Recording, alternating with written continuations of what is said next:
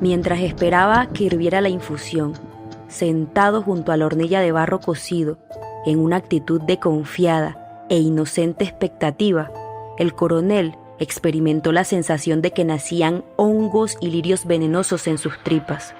Era octubre, una mañana difícil de sortear, aún para un hombre como él que había sobrevivido a tantas mañanas como esa, durante 56 años, desde cuando terminó la última guerra civil. El coronel no había hecho nada distinto de esperar. Octubre era una de las pocas cosas que llegaban.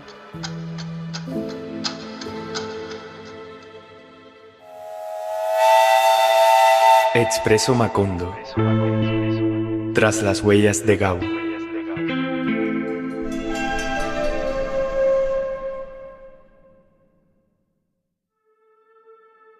El coronel no tiene quien le escriba, la espera sin fin. Recuerdo. Existió, durante la Guerra de los 1000 días, un coronel al que olvidaron los tratados de historia, mas no las memorias de sus camaradas. El coronel Nicolás Márquez combatió en la Guajira, el Magdalena y el Cesar. De su padre, heredó el oficio de la platería. De la guerra, heredó la soledad y el peso sombrío de una muerte que lo acompañaría el resto de sus días.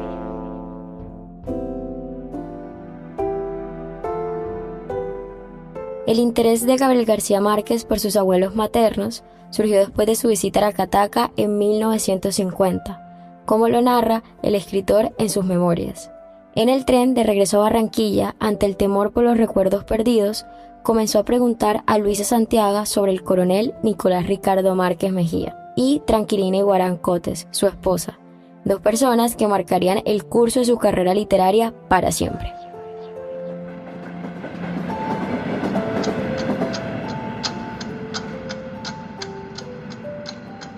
Era 1957. García Márquez se había ido de Colombia años antes, tras la publicación de Relato de un náufrago, y pasaba sus horas más agobiantes y solitarias en París. Al otro lado del océano, el régimen del dictador Gustavo Rojas Pinilla había caído. En medio de aquella soledad e incertidumbre, Gabo terminó El coronel no tiene quien le escriba, el libro que años después llamaría su obra maestra. Pero la historia de esta novela no comienza en la década de 1950, comienza casi 100 años antes, con el nacimiento de Nicolás Ricardo Márquez en Riohacha, el 7 de febrero de 1864.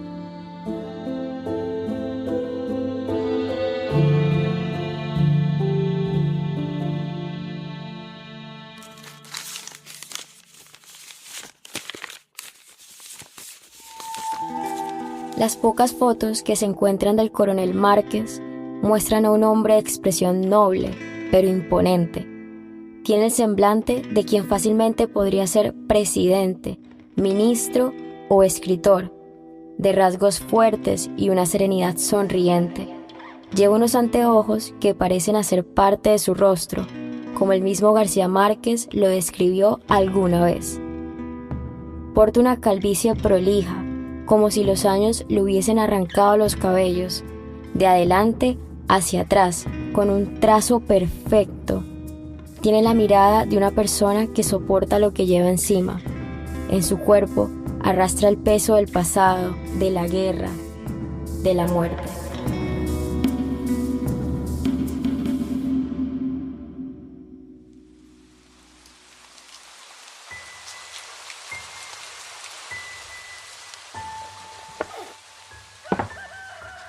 El coronel se disponía a salir cuando su esposa lo agarró por la manga del saco.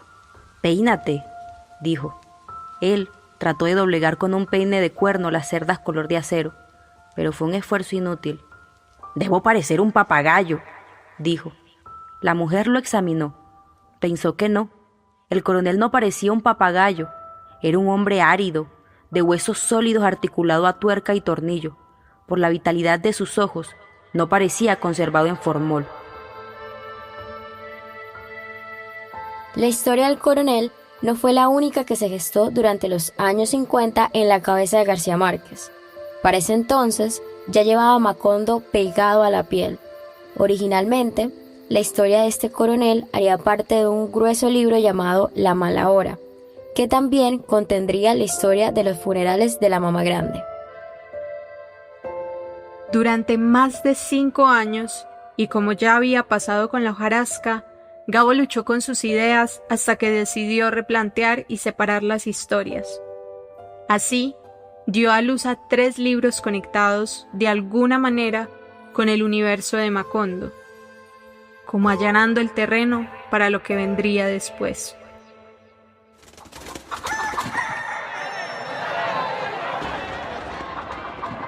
Según contó el escritor Germán Vargas Cantillo en uno de sus textos, mientras estaba trabajando en El coronel no tiene quien le escriba, Gabo lo contactó desde París para que le consiguiera un memorando de alguien que pudiera explicarle cómo funcionaban las galleras y cuáles eran las distintas razas y características de los gallos de pelea.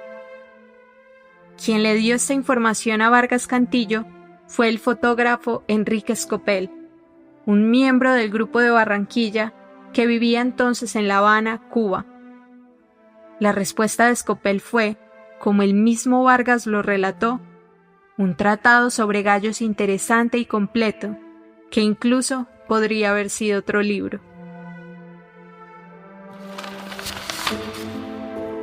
Sin embargo, El coronel no tiene quien le escriba no fue muy llamativo para las editoriales. A cambio de publicarlo, le pedían a Gabo la módica suma de 40.000 pesos. Pasó un tiempo hasta que en 1958 Gabo consiguió publicar la historia completa en la revista Mito, que había sido creada en 1955 por Jorge Gaitán y Hernando Valencia. 3 años después, gracias al librero y editor antioqueño Alberto Aguirre, El coronel no tiene quien le escriba finalmente vio la luz como libro.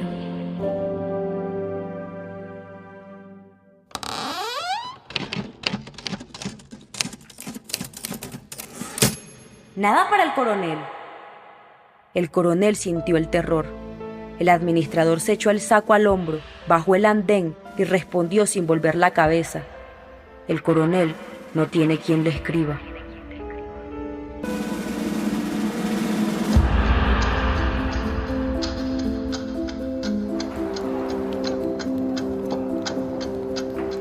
Aferrarse. En medio del calor, la humedad y el salitre, un viejo coronel espera su pensión de veterano. Espera, ya no se sabe si con esperanza o con desilusión, quizás con ambas. Algún día llegará, repite a cualquiera que se atreva a cuestionar su ingenuidad. El tiempo se ha convertido en su más grande verdugo, como en el famoso cuadro de Dalí, líquido, deforme, derrotado. La persistencia de la memoria, la persistencia de la espera. Pero la guerra es desagradecida y aunque Nicolás Márquez esperó durante 35 años, murió de neumonía el 4 de marzo de 1937, sin tener noticias sobre su pensión y sin el reconocimiento de su rango militar. Años más tarde, Tranquilina Iguarán le repetiría las mismas palabras a su nieto Gabriel. No te preocupes, que algún día llegará. Y si no te llega a ti, le llegará a tus hijos.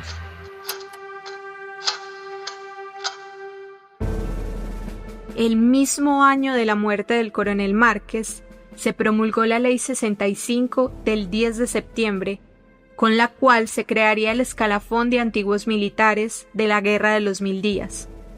Un año después, se promulgó la Ley Séptima de 1938, con la promesa de conceder una recompensa económica a aquellos que figuraran en este escalafón. Fue entonces cuando Tranquilina Iguarán heredó la espera de su esposo. Pasaron 10 años más para que Tranquilina recibiera una respuesta. En 1949 desestimaron su solicitud por falta de pruebas, pero Tranquilina ya había muerto 2 años antes y la espera, una vez más, sería heredada ahora por su hijo mayor. La única prueba que existía de la trayectoria militar del coronel Márquez era una nota manuscrita de 1902, firmada por el general Clodomiro Castillo, como lo narra el periódico El Español, en una investigación sobre el expediente inédito del coronel. Allí, el general Clodomiro confirmaba que el coronel e intendente general Nicolás Márquez había entregado un dinero de la tesorería del Ejército Liberal que tenía a su cuidado. Pero esta prueba no fue suficiente y la voluntad del coronel no se materializó hasta el 13 de septiembre de 1954, gracias a los testimonios de sus camaradas José María Cabello, Sabas Socarrás y Laudelino Cabello.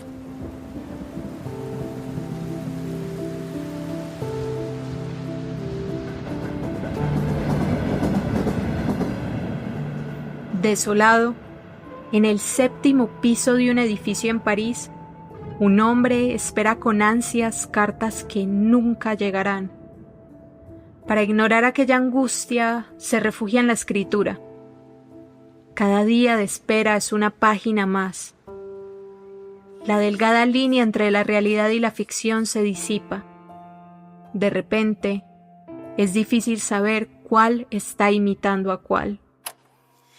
Y por eso yo creo, contra el criterio de todos los críticos, que el mejor libro que he escrito yo, es decir, que si yo he escrito una obra maestra, esa obra maestra es El coronel no tiene quien escriba, porque yo iba escribiendo la realidad de cada día a medida que iba sucediendo.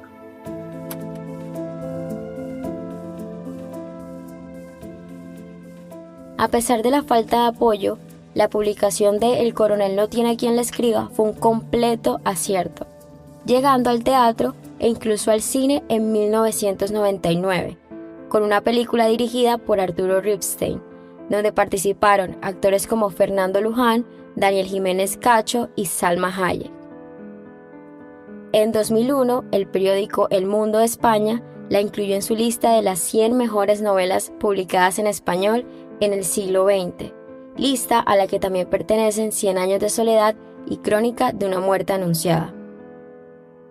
Hasta el día de hoy, el debate de si esta es la mejor obra de García Márquez continúa vigente. La historia del coronel es también la historia de la espera de Gabo en París. Es el verbo aferrar como sinónimo de certidumbre. Algo llegará, no importa cuándo, pero llegará.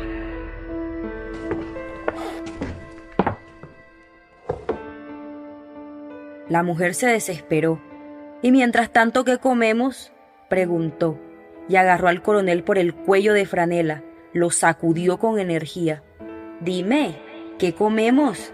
El coronel necesitó 75 años, los 75 años de su vida, minuto a minuto, para llegar a ese instante. Se sintió puro, explícito, invencible en el momento de responder. ¡Mierda!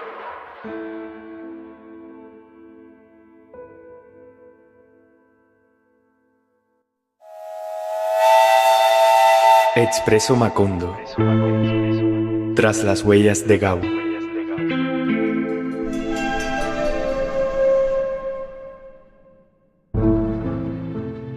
Este podcast es un proyecto ganador de la convocatoria Árbol Gabo 2024 del Programa Nacional de Estímulos del Ministerio de las Culturas, las Artes y los Saberes. Fue realizado por Melissa Telles Hernández y Sara Mesa Pérez, con el montaje y musicalización de Santiago Pérez, el diseño visual de Daniel Esquivel y las voces invitadas de Ihad Arneman, Valkis Bernier y César Moreno, quien les habla. Para este episodio consultamos El coronel no tiene quien le escriba y Vivir para contarla de Gabriel García Márquez, así como Viaje a la semilla de Dazo Saldívar, acerca del coronel no tiene quien le escriba de Germán Vargas Cantillo, García Márquez en París, una temporada en el infierno, de la Fundación Paris, La carta que no llegó, la historia del coronel Nicolás Márquez, de Las dos orillas, el expediente inédito de su abuelo que inspiró a García Márquez en El coronel no tiene quien le escriba, de El Español, y las leyes 65 de 1937 y 7 de 1938 del Sistema Único de Información Normativa.